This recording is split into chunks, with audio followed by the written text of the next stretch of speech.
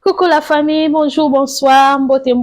na ba papa, mbote na ba mama, mbote na ndeko ya mwasi to pe ya mobali oyo vraiment akozwa libaku ya kolanda mama abi na pesi biso mbote na kombo na Yesu Masiya. Voilà, ceux qui vraiment lelo ozwi lisusu libaku ya kolanda nga papa mama seke oza envie esika oyo bato bomoi bazali eyebanaka toujours eyebanaka na nini totiaka nzambe liboso ya nyonso parce que pe ma oyo toza nango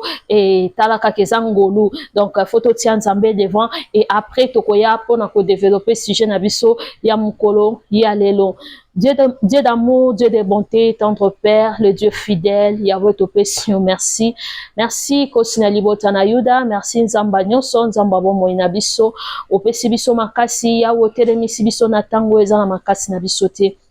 To recommander moment oyo se na loboko na yo wana eko solo la biso eko partager biso papa zala les devant ya nyonso yonde diriger kamba Seigneur ngana za l'instrument apamba zala nzambe oyo ko transmettre message na kati na peuple na yo oyo nyonso ayo te to chasser yango ni les sans effet puissance na yo règne na yo bon nzambe pe bozali sami na yo eza likolo na biso début jusqu'à la fin pambola ndeko mwasi mobali papa mama oyo nyonso kozwa libaku ya kolandanga mona ekanisa etikete oyo tokoyoka totia na misala esalema Seigneur tout le monde a le beau qu'on a yo dans le nom puissant de Jésus. Amen. Amen, amen, ma famille, vraiment, na pesi biso mbote lisusu na kombo na Yesu Masiya et merci na baebanso oyo vraiment baza ko s'abonner na kati na chaîne na biso et omonike muto atangi titre amonike titre oyo eza intéressant et tango pa koti na kati ya video makambo atangaki yango aye kokuta nga na sana nga wana tina kosa ka ba titre lokuta na tia ba titre lokuta juste ka po boya otala ngai non na otiela bino penza titre oyo nga na ye koloba na otiela bino penza oyo nga na ye koloba et tango koti pe na kati o retrouver yango omoni penza makambo o nga na lobi et pourquoi pas ko s'abonner, pourquoi pas ko liker, ko commenter, pe ko ça la partage na ba vidéo ou ko permettre pe na bande ko mususu basa nini ba yeba na ko rejoindre biso nzambe ya lola akozanga te na ko pambola biso. Merci na ba nyonso ba s'abonner, merci pe na yo oyo ko s'abonner après avoir kota la vidéo oyo tika ete nzambe ya lola apambola yo. Voilà ma famille, nansir na ozala penza mulai mingi te parce que nasala ki vidéo précédent ou lundi vidéo lundi et na koma ki pena na sukate ya ona kokai kolo ona banda ekolo ba en fait na koma pena na sukate bo comprendre ka ba lo ba erreur caprice ya technique voilà donc bo comprendre kaka donc yango na teki partie 1 pour na ba ke na ya ko continuer deuxième partie parce que na koma na loba ki penza nyonso te oyo ngai esengela ki na loba sur la propriété donc otozoloba na lingala bopeto ya nzoto ya mwasi comme ya mobali. Donc voilà tolobela ki lobi to bandaki na likolo tolobaki na mutu mingi tozwa ki yango parti na biso ba maman parce que toyebi ke ba papa bango presque chaque jour lobaki mobali peut-être azaka na ba locks bango ba locks wana mona tant mususu asokola yango après 2 semaines 1 mois 3 mois bon je ne sais pas moi mais biso ba maman ndo mona mingi pena tozaka na mo ba négligence na ebité na benga ngo bongo ou bien comment parce que tozaka un peu trop mutu na biso na mwa babiloko na mutu et tout mais na lobaki na lobi ke soki oza mingi na basuki no maboko parce que lelo tokoma olata mingi ba perruque soko yebi ke oza mingi na basuki no maboko po tia ka ba perruque et za malamu même après 2 jours maman otia ka mai na mutu na yo osukola ka mutu na yo pona ko éviter solo ya mutu tolobela ki matoi comment kozwa entretien matoi ko sokola ka matoi na de temps à autre ko éviter ka ba mafuta wana ya salité o ekitaka na ba matoi wana ekitaka mona ozo swana mutu ezo monana tolobela ki tolobeli munoko mutu fois brossaka 2 ou 3 fois par jour si c'est possible 3 fois si c'est possible oui mutu fois brossaka normalement 2 fois tant aux brosser bon c'est très important et ça pour na bien na yo ya santé na yo et ko permettre et ko sala ke o indisposé te ba tout pe moto oyo za na e pembeni voilà to kitaki to lobela ki citron et ndenge nini ya ko sokola se ya mapeka se ya poitrine na yo ko nika yango entre jambes parce que ba maman ebele ba entre jambes na bango ezo za la mwindu o ezo sala ke ba papa ebele ba osala nini bazo déclarer que moi si katikata mi pende mwindu eza sexy te eza beau à voir te ezo pesa pende lengi sentiment na komona te goût penza na komona na kosepelisa yango eza te. Donc il faut kozala na habitude ya kofrotaka chaque fois citron ntango okoti na douche na mpona kosokola. Naza na astuce moko natiaki awa soki bokiti na taki titre lango ndenge nini ya kotelisa entre jambe romona et possibilité soki ezali place yo zali ya kokutana na ba produit wana oko utiliser soki peke oza na possibilité ya kokutana na ba produit wana te place ozali komisa kaka citron routine na yo ya chaque jour et en plus de ça ba produit pe eza nango ebele pona ko éclaircir entre jambes moko pe toza nango a tokolobela ou ezali vaseline. Voilà, vaseline éclaircie ça rappelle. Donc le temps à autre chaque jour tant ozo sukola ozo nika entre jambes na yo na linuka ya moninga na yebisa binonga na préféra ko sukola na linuka ke ba gant ba blo mususu wana. Donc ozo nika entre jambes na yo bien chaque jour na linuka après avant qu'on nika plutôt au frotter na citron après qu'on frotter na citron on niki yango bien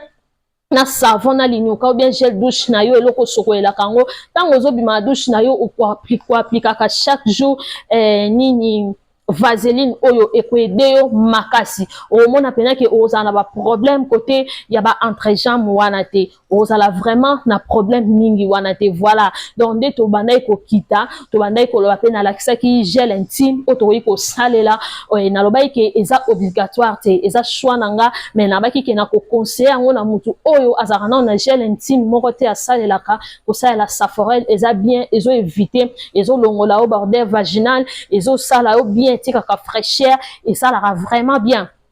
Na robeta sete po na roloba ke gel intime et kotaka na kati ya nzoto abo mwasi te ni citron donc ekotaka te eza biloko oyo tosalelaka pembeni na sir na expliquer citron comment ko frotter yango tout autour ya mipende. Voilà même gel intime ntango ozosalela yango eza kaka otie na loboko opakoli likolo wana osukoli mai na yo kitoko koloba te ke lokola babe ezolongola baodeur vaginal na zwala kota na kati non eza eloko akokotisa yango na kati te eza ya kosokola libanda kosokola et na lobelaki penga lobi sima il faut kotiaka yango konika kango pe kofrotaka yango na citron ntango ozosukola sima na yo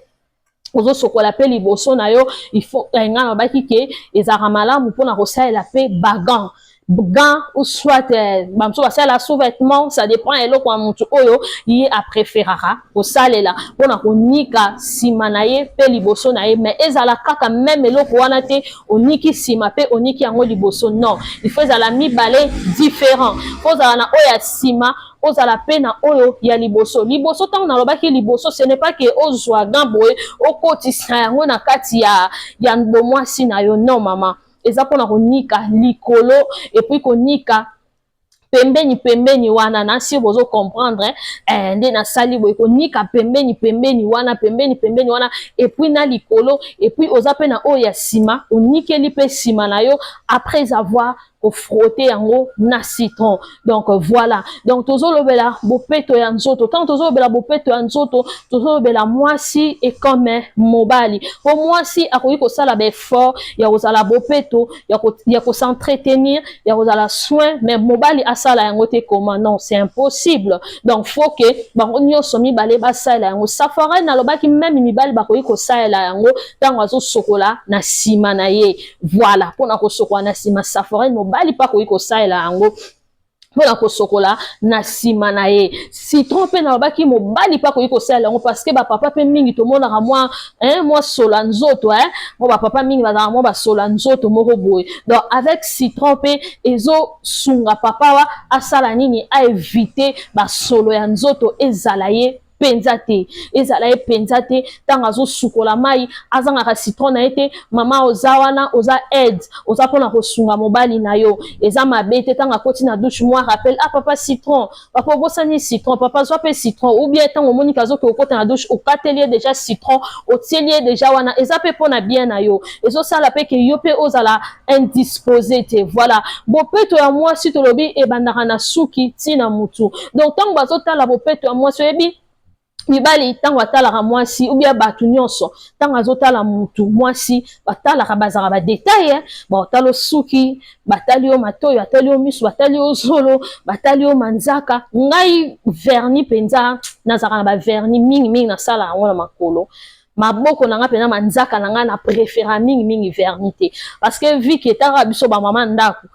otia vernis boy 2 jours après ba mai ko simba nyonso sokola ba sani sala boy omone kati ya sokola mona ko otia salité na roza nanga na tante maramo mo eleka ebele ovanda soso banda soko longola ba vernis yango na kenda nanga nzela mukuse boy na lime manzaka nanga na tie yango base boy dans boy je me sens très à l'aise. En tout cas, je me sens très à l'aise. Ce qui peut na sepeli na tia vernis, pourquoi pas na tia nanga. So na sepeli na que malgré katana na bongo, bon so katana na senini na zuiba dissolvant na sukoli. Donc manzaka ya moi si manzaka ezaka ateke ezala kitoko, ezala présentable, faut au plaquer. Na peki cité bato ba plakaka na boy pete za choix ya mutu na mutu. Okoki na oko plaquer. Mais il faut yeba aussi que avec manzaka na yo naturel, avec manzaka na yo propre pe ezapeka kitoko okoyi pe kozala pe ka propre okozala présentable okoyi kozala présentable pe propre même si eza sans koplaquer même si eza naturel. Voilà ba mama pona kosokola nzoto na biso ya kibomwasi il faut yeba ke nzoto na biso ya kibomwasi esalaka auto lavant esalaka rotation na yango ya kosukola yango selon ndenge nzambe asalela yango. Alors en tant que bato tant toyaka totiaka musapi na kati ya nzoto na biso ya bomwasi ezalaka juste pona ko s'assurer pona ko yeba kaka tout va très bien na sukoli na koti musapi na bimisi na tali na moni ke naza propre tout va très bien et en plus de ça tant nazo beta ma ebele nazo tia ma ebele nazo ko s'assurer. Donc c'est ça to evitaka ko tiaka bitiatia na nzoto na biso ya kibomwasi to evitaka tout le temps ko kotisaka maboko misapi okoyi ko kotisa tant ozo sukola pour s'assurer na lobby mais pas kokotisa misapi kwa introduire misapi jusqu'à la profondeur kwa introduire misapi juste na profondeur kokotisa eloko oyo eza censé ya kokota ka kuna tina profondeur biso sotoye biango moi to tanga ba kombo ezate toza awa ba papa baza ba mama baza ba leki bandeko. Voilà na si na lobela mikolo tozo comprendre zaka neloko moko oyo eza censé oyo ekota ke koti mais tango yo zo sokola yeba ke nzoto na yo avant kutu tango mususu oya ko sokola nzoto na yo ya bomwasi esalaka déjà rotation nango esalaka déjà lavement nango yango moko ndenge nzamba salela ngo biso tango to yaka ezaka pona ko s'assurer tant que bato obeti mai na yo na sur vidéo mususu eza na laksaka poire vaginal lelo pena boko excuser nga na ba matériel nyonso te. Donc poire vaginal eza wana ezo permettre biso mpe ke to kota misapi nyonso te okoki kosala poire vaginal na yo ata 3 fois 2 fois 4 fois par semaine mususu beti mai mususu s'assurer kaka bongo. Donc nyonso wana eza kaka ke osa nini oza ko s'assurer mais ozo sala ki musapi na yo ekota na profondeur kuna te de peur que oyeba na ko bebisa o ezali bongo flore vaginale na yo. Flore vaginale biso soto yebiso ko koti musapi oyo ka flore vaginale eza wa mabuma ngombe mo usko mabuma ngombe eza mwa pete yango yo ko neti mwa makasi mo neti mwa crac mo boy. Donc eloko wana eza na ba rôle ebele o ejuaka na nzoto ya mwasi yango mute sala même ko tourner wana pona ko bimisa ba salité yango mute memaka même super mère mobali il pona ko sala que moi si a tombé enceinte. Donc eza na ba rôle ebele. Alors ce que moi misisa oyo karawana soki kara une fois que esili nyonso et ça détruit au kozala exposé na ba infection. Donc au moins que nzoto no ekokoma trop polele ba maramususu penza ekobando sala malolenge sengelité na nzoto na ndenge nzambe akela yango. Donc pour dire que il faut to yeba ka rôle ya eloko na kati na nzoto ndenge nzambe atiela biso yango to ko corriger nzambe te to ko sala bilo mususu te que to lo bana sala boye na zongisa boye pona boye. Non, ce n'est pas ça. Donc il faut to yeba ka rôle ya eloko na eloko pour to yeba malamu ko s'entretenir. Voilà. Donc même manzaka ezala ya yo ezala ya papa mama bongisa pe papa ta manzaka. Bungisaka papa ta manzaka mo ba weekend boye uvandi na papa vandi na ndako ubongisi mo manzaka ubongisi ya yo bana peso basi bakoli o vérifier bango bio ebisi bango ba bongisa bakata basala bodo. C'est vraiment important parce que bopeto e bandaka likolo e ba ezokita na sende to lo ba mututi na se donc ezape ndenge moko na papa na mama bino pe ndenge bana ba osala nini bana ba rolanda bino donc tangu bino papa na mama boza bopeto omona pe ke bana pe ba osala nini bakolanda yango ndenge moko. Donc tant tozolobela bopeto ya nzoto tozomona pe mbala moko ndako parce que tokoki kozalaka ate ke naza bopeto na nzoto na nga me ndako na nge za salite ndako nange ezala désordre donc ndako pe esengeli ezala propre tango ozala ndako no mama tango telemi na tongo na mbeto na yo après avoir prié kopesa nzambe merci o abateli atelemi so na libota na yo soki papa pa kotelema ke musala soki pe yo po kokendo ke musala chambre na yo mama bongisaka yango bongisa chambre na yo tanda mbeto na yo kitoko parce que kotanda déjà mbeto na tongo ezala déjà signe moko boye énergie positive ola ki sapena ke olamuki na positivité mo bolam ki ne énergie mo bo ke journée et ezala bien ezala pena significatif ba maman to zwango ka ateke o na bon ba se belo ba bon sambe to ka fa balala baza ebele or ce n'est pas bien donc ba mono bo peto na nzoto il faut ba pe que place au bimeli place au lamukeli place au wuteli ezape bo peto ezape présentable ezape kitoko donc ba maman to bongisa to bongisa zala bopeto na nzoto zala bopeto na ndaku zala bopeto na babiloko na yo nyonso zala bopeto na nzoto mobile na yo landela ye moi suivi moi ba coup d'œil ezala bien ah papa te oye comme ça te changer et ça la bo o te donc eza penza bongo eloko mususu na ngaki na loba pona ba maman concernant ba sous-vêtements ndenge tozala boye toza basi to ebike moi si chaque mois amona ka ba période na ye alors tant ozala ba sous-vêtements na maman il faut ba sous-vêtements na yo o partager yango ngala lobaka ke moi si alibala azaka na sous-vêtements te ke o ya sorti o ya da siko sorti yango so okenda msala okenda na mobali na ote po ba sorti to yebaka na ba jeune fille ezaka so kaza na ba chérie ou bien pardon azana chérie abika ngabi maketa la chérie na ça la souvette ala ta souvette mania kitoko ya présentable ndenge balobaka ke on ne sait jamais siko na mwasi alibala ngala lobaka azaka na ba nini ba sous-vêtement akaboli yango juste en deux o ezali ya période ya règle o ezali ya période ya normal donc cela veut dire que na ya sorti na ya ndaku il faut ezala ya kitoko nyonso faut ezala ya présentable parce que fait à kosangisa ba sous-vêtements ya période na yo na ya normal et kozaka pe ba infection alors ba sous-vêtements on appelle oh là t'es là pendant ba période même si à normal il faut qu'on ait l'habitude ya ko changer en régulièrement après 3 mois, 4 mois, 5 mois, 6 mois, petit tout côté ba sous-vêtements nous ala maman vérifier oh nini eza bien oh nini eza ka présentable ke na ko continuer ko lata to ko oh nini esa nini et si baby donc faut ko vérifier ka moi ça ba sous-vêtements ya période na ya normal tant que oza une femme mariée ko la te ke oh eza sorti oh eza ndako siko so ke eza ndako papa vandeli na ndako donc ko ta sous-vêtements toboka donc ko ta sous-vêtements c'est comme na couleur jaune le quoi kirkima loko ba sopeli yango nini poudre à kirkima donc ekolata sous-vêtement moko boza soki nini obike o eza ndako na ta papa vandeli na ndako non maman donc c'est que tant aux moi si alibala ba sous-vêtement na yo ezala kaka ya pendant période na sans période cela veut dire même aux anandaku même au bimi on a ba sous-vêtement na ya kitoko ya présentable ou ezo mettre yo penza en valeur en tant que femme voilà ba maman même au vandi na ndaku na yo au vandi na ndaku ebiki obimate sokola maino kitoko moi maquillage andako so poza no muta trop maquillage te ba bipeka ateke peke ozapeka na maquillage okotiaka moi poudre na yo moi rouge à lèvres soit brillant na yo ezo bouillon na mbebo olati na wana oza présentable moi culotte no mukuse moi robe no mukuse moi jupe moi senglet soki pe liputa soki pe moi robe oza kitoko yo wana petit kisi oza wana papa ta ye azomona obo azolumba sola kitoko oza wana yo parfait pona yo parfait zala ka so lingo bima yaya parfait pour na yeza la kaso lingo bima toza na ndako boye otiaka parfait te atoza na ndako papa za na ndako azawana yo tiaka parfait te yo parfait na oka soko lingo bima parfait na osola parfait na ofo bato mususu ba yoka ngo libanda mobali na yoka sola parfait na ote non mama eza bongo te eza bongo te même wana ndako na oboye papa za wana opeti kisi penza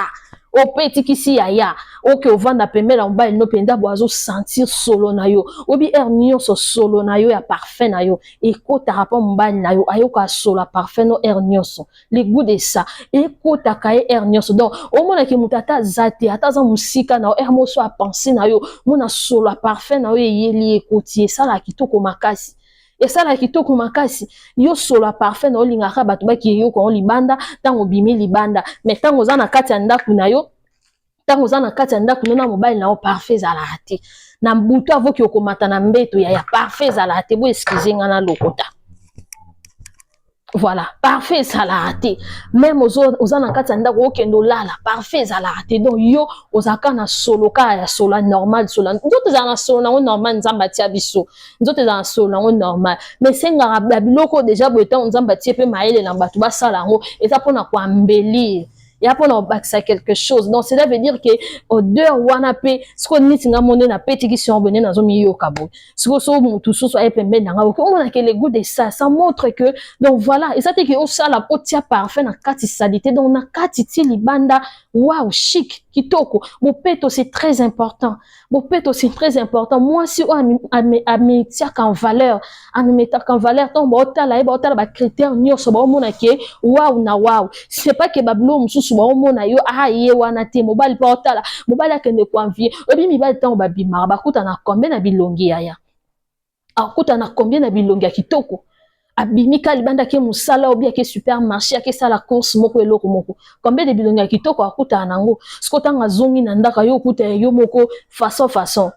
ayo mona yo moko façon donc opesi mutu posa bima na yake na komona ka bilongi ya libanda toni alors que yo moko za cher oza fleur na yo za na kati ndako okoka ko se mettre à valeur te okoka ko komi sala te komi pesa ba goûter donc cela veut dire bopeto c'est très important et likolo nango baki sa respect baki sa botosi baki sa losambo zala pena mwasi oyo ke donc batali ba critère batangi ba habiter aza pourtant mosaka bopeto ko se limiter ka wana te bizaleli ya kitoko respect envers mobali na yo respect envers mobali na yo nala mwasi oyo aza na respect aza na komi kitisa aza na biloko nyonso to wana yango nde sala pena ke bamona oui c'est une femme de valeur. Voilà na suki wana pour la deuxième partie na biso tika te nzambe ya lola apambola biso tokutani prochainement parce que tozaka tozo koba kaka tozo lobela pe tokolobela kaka que Dieu vous bénisse abondamment. Merci bye.